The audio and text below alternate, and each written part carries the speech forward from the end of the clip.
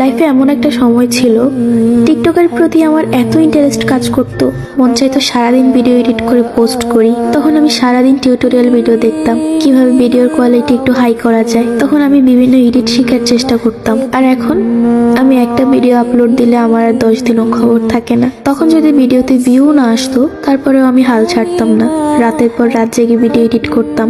এখন কেন জানি মন চায় না। এখন আমার কাছে অজস্র সময় থাকলেও আমার ভিডিও এডিট করতে মন চায় না।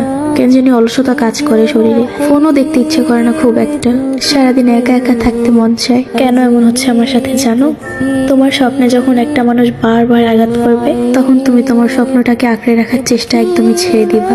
তখন যদি তোমাকে কেউ বারবার এসে থ্রেডও দেয়, তোমার মন চাইবে না তাকে কিছু বলতে, তোমার মন চাইবে না তোমার স্বপ্নটাকে রক্ষা করতে।